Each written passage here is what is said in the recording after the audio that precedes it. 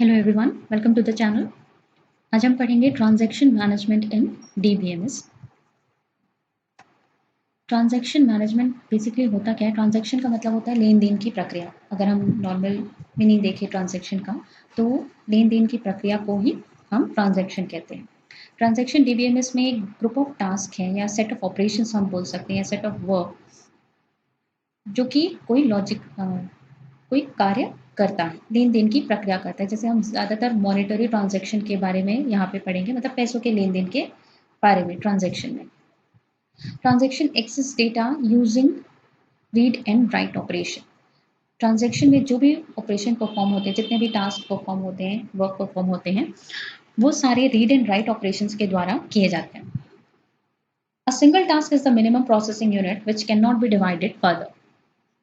Transaction क्योंकि group of task हैं, एक सिंगल यूनिट हम बोल सकते हैं ट्रांजैक्शन को, सिंगल लॉजिकल यूनिट, जिसके अंदर हम बहुत सारे टास्क परफॉर्म करते हैं, और हर एक single task can not be further divided into another task. एक एग्जांपल ले लेते हैं ट्रांजैक्शन मैनेजमेंट का, क्योंकि हम ज़्यादातर मॉनेटरी ट्रांजैक्शन की ही बात करेंगे इस पूरे कॉन्सेप्ट में, तो उसी का एग्जाम्पल लिया है हमने। Suppose a bank employee transfers rupees 500 from A's account to B's account. This involves several low-level tasks.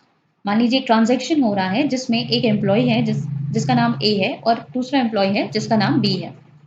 हमें एम्प्लॉय A के अकाउंट से 500 रुपीज एम्प्लॉय B के अकाउंट में ट्रांसफर करना है। ये ट्रांजैक्शन प्रोसेस है, ट्रांजैक्शन है जिसके अंदर कितने सारे देखिए सेवरल टास्क आते हैं। जैसे सबसे पहले ए का अकाउंट बैलेंस रीड किया जाएगा, क्योंकि ए के अकाउंट से ही हमें डिडक्ट करना है 500, तो ए के पास उतना सफिशिएंट अमाउंट होना चाहिए 500 रुपीज। तो पहले ए के अकाउंट से रीड किया जाएगा कि उसमें कितना मनी है, मतलब वो उतना सफिशिएंट मनी है कि नहीं कि ट्रांसफर किया जा सके।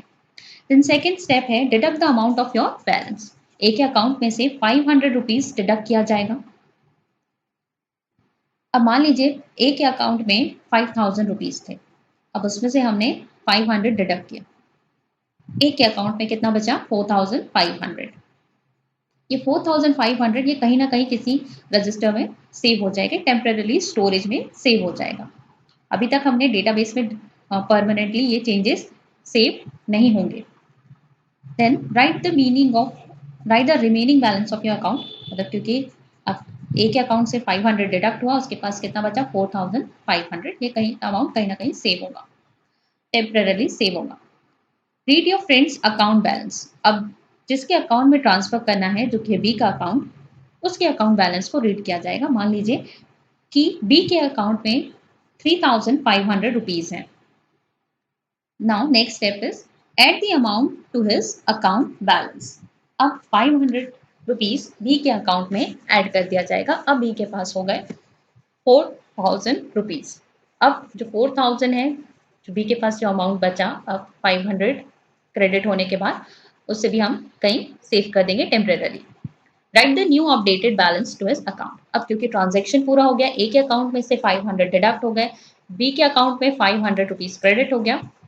अब ये चेंजेस परमानेंटली सेव होंगे डेटाबेस में। ए के अकाउंट में कितना बैलेंस बचा? 4500। बी के अकाउंट में कितना बैलेंस है? 4000 रुपीज। पूरे ट्रांजैक्शन यहाँ पे आपका प्रोसेस कंप्लीट हो जाता है। तो ट्रांजैक्शन एक सिंगल यूनिट ऑफ वर्क है जिसके अंदर इतने सारे टास्क परफॉर्म होते हैं, इसलिए इसे ग्रुप ऑफ टास्क या सेट ऑफ ऑपरेशंस कहा जा सकता है। अब ट्रांजैक्शन में डेटा कंसिस्टेंसी मेंटेन करना बहुत जरूरी है, that is correctness of data. उसे मेंटेन करने के लिए कुछ प्रॉपर्टीज हम फॉलो करते हैं, जिसे हम एसिड प्रॉपर्टी कहते हैं। एसिड, इसका पूरा फुल फॉर्म होता है एटॉमिसिटी, कंसिस्टेंसी, आइसोलेशन, ड्यूरेबिलिटी। इन सारे जो लेटर्स हैं, एटॉमिसिटी, कंसिस्टेंसी, आइसोलेशन, ड्यूरेबिलिटी, इनका फर्स्ट लेटर अगर ले लिया जाए तो एक वर्ड बनता है एसिड, इसलिए इसे एसिड प्रॉपर्टी कहते हैं। एक एक करके हम इन प्रॉपर्टीज को देखते हैं। सबसे पहला है atomicity. A transaction is a single unit of operation. You either execute it entirely or do not execute it at all. There cannot be a partial execution.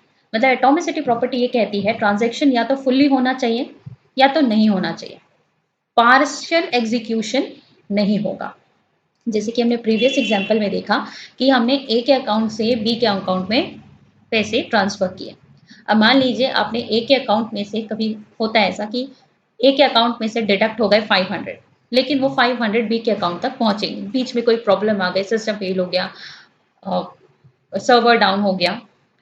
तो ट्रांजैक्शन ये कहता है, सॉरी, ट्रांजैक्शन की प्रॉपर्टी एटॉमिसिटी ये कहती है कि transaction पूरा कंप्लीट होना चाहिए या तो नहीं होना चाहिए।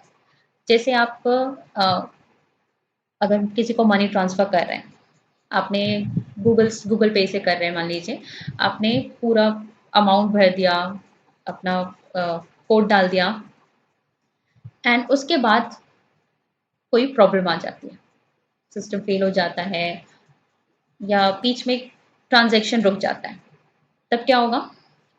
उस जब सारी चीज़ें ठीक होंगी तो क्या आप वहीं से स्टार्ट करते हैं? नहीं, पूरा ट्रांजैक्शन वहाँ पे फेल हो जाता है। फिर से आपको अगर ट्रांसफर करना है मनी तो आपको फिर से गूगल पे में फिर से अमाउंट डालना पड़ेगा, फिर से आपका पिन कोड डालना पड़ेगा, यूपीआई पिन डालनी पड़ेगी। तो जब भी बीच में यदि कोई एरर ऑकर हो जाता है, सिस्टम फेलवर हो जाता है, तो क्या होता है कि एग्जीक्यूशन वहीं बीच से स्टार्ट नहीं होता, कभी भी पार्शियली एग्जीक्यूशन नहीं होता, हमेशा एग्जीक्यूशन शुरू से ही स्टार्ट होगा। या आप कभी एग्जाम फॉर्म में जब आप मनी ट्रांसफ़र करते हैं, तो जब आप पूरी ओटीपी डाल देते हैं, अमाउंट डाल देते हैं, सारी डिटेल्स डाल देते हैं, अब जब भी बीच में आपको फिर एक जो प्रोसेसिंग स्टार्ट होती है मनी ट्रांसफ़र की, लिखा रहता है कि आप रिफ्रेश या कोई बटन प्रेस नहीं करेंगे, आप या कंप्यूटर को रिफ्रेश नहीं करेंगे। यदि आप बीच में रिफ्रेश करते हैं तो वहीं पे कोई एरर ऑकर हो जाता है और आपका पूरा ट्रांजैक्शन रुक जाता है। लेकिन जब आप फिर से मनी ट्रांसफ़र करते हैं तो क्या वही बीच से स्टार्ट होता है? आपको नहीं, आपको पूरी डिटेल्स फिर से डालनी पड़ती है कार्ड की, फिर आपको पिन डालना पड़ता है, ओटीपी डालनी पड़ती है, तब ट्रांजैक्शन स्टार्ट होता है।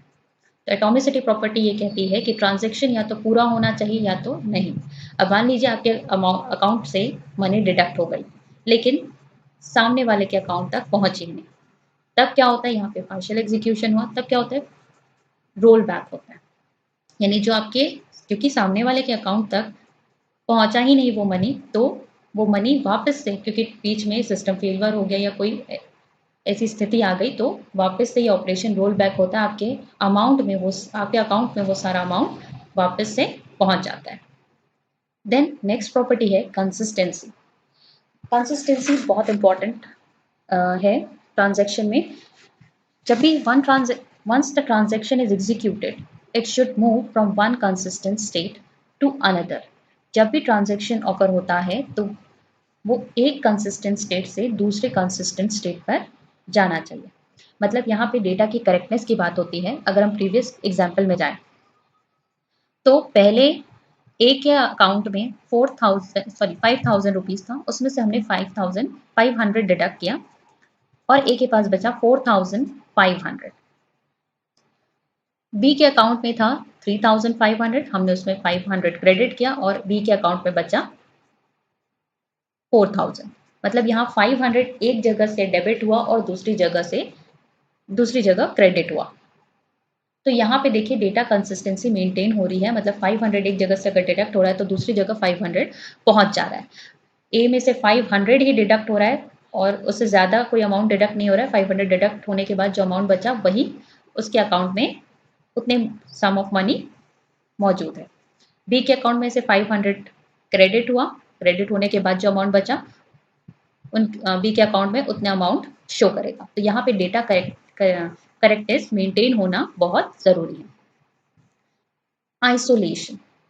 For every pair of transaction, one transaction should start execution only when the other finished. Isolation, जब भी आप आइसोलेशन ये कहता है कि जब भी एक ट्रांजैक्शन जब तक पूरा कंप्लीट नहीं होता तब तक के नेक्स्ट ट्रांजैक्शन स्टार्ट नहीं होगा। ये कॉन्सेप्ट किसके लिए होता है? एक डेटाबेस में जब भी ट्रांजैक्शन हो रहा है या फिर डेटाबेस, मतलब जैसे अगर मॉनेटरी ट्रांजैक्शन की बात किया जाए तो जब आप एटीएम जाते हैं तो आपके पास बहुत सारे ऑप्शन रहते हैं, कैश विड्रॉल का, बैलेंस इंक्वायरी का। तो आप कोई भी एक ऑप्शन एक बार में सेलेक्ट करते हैं, या तो आप कैश विड्रॉल सेलेक्ट करते हैं फिर, या बैलेंस इंक्वायरी का। तो मतलब एक ट्रांजैक्शन जब तक पूरा नहीं होगा तब तक आप दूसरा ट्रांजैक्शन वहाँ कर नहीं सकते। वैसे तो बहुत सारे ट्रांजैक्शन पैरेलली परफॉर्म होते हैं, लेकिन एक अकाउंट में, यानी आपका जो अकाउंट है उसमें एक बार में एक ही ट्रांजैक्शन हो रहा है, एक साथ बहुत सारे ट्रांजैक्शन नहीं हो रहे हैं। जैसे अगर मान लीजिए एसबीआई के एटीएम्स है, तो बहुत सारे एटीएम्स में एक साथ लोग ट्रांजैक्शन करते हैं, लेकिन वो सिर्फ अपने अकाउंट में करते हैं। तो जब एक साथ इतने सारे ट्रांजैक्शन होते हैं अलग अलग अकाउंट्स में, तो आइसोलेशन प्रॉपर्टी ये भी कहता है कि एक ट्रांजैक्शन दूसरे ट्रांजैक्शन को अफेक्ट नहीं करता। जब भी एक से ज्यादा ट्रांजैक्शन होते हैं तब एक ट्रांजैक्शन दूसरे ट्रांजैक्शन को कोई भी अफेक्ट नहीं होगा। देन नेक्स्ट प्रॉपर्टी आती है ड्यूरेबिलिटी। ड्यूरेबिलिटी प्रॉपर्टी कहती है after successful completion of a transaction the changes in the database should persist even in the case of system failure. Durability property ये कहती है कि जब ट्रांजैक्शन पूरा सक्सेसफुली कंप्लीट हो जाता है, मतलब हम जब ट्रांजैक्शन को सेव कर देते हैं, कमिट कर देते हैं, तो जो चेंजेस हैं वो डायरेक्टली डेटाबेस में परमानेंटली स्टोर हो जाने चाहिए। टेम्पररी, जैसे मैंने इससे पहले हम जब एग्जाम्पल्स में बात कर रहे थे, मैं बार बार यहाँ कह रही थी कि जो एक अमाउंट से जब डिडक्ट होगा 500, तो हम उसे जो अमाउंट बचा उसे कहीं टेम्परेली स्टोर होंगे करेंगे। फिर जब बी के अकाउंट में क्रेडिट होगा 500, तब जो अमाउंट बचा उसको हम कहीं टेम्परेली स्टोर करेंगे। जब ये ट्रांजेक्शन पूरा हो जाता है तब ए के अकाउंट में जितना बैलेंस है, बी के अकाउंट में जितना बैलेंस है, ये जो बैलेंस है ये जाके आपके डेटाबेस में स्टोर होगा। मतलब जब तक ट्रांजैक्शन पूरी तरह से कंप्लीट नहीं होता तब तक के वो डेटाबेस में सारे कोई भी चेंजेस अफेक्ट नहीं होते। तो यहाँ पे जब ड्यूरेबिलिटी कहता है कि जब भी ट्रांजैक्शन पूरा सक्सेसफुली कंप्लीट हो गया, अब आप डेटाबेस में चेंजेस कर दीजिए। तो यहाँ पे कॉन्सेप्ट होता है कि कहीं पे हम परमानेंटली स्टोर करते हैं डेटा। यदि आपका सिस्टम फेल भी हो जाता है तो आप बैकअप या रिकवरी से वापस अपने डेटा को पा सकते हैं।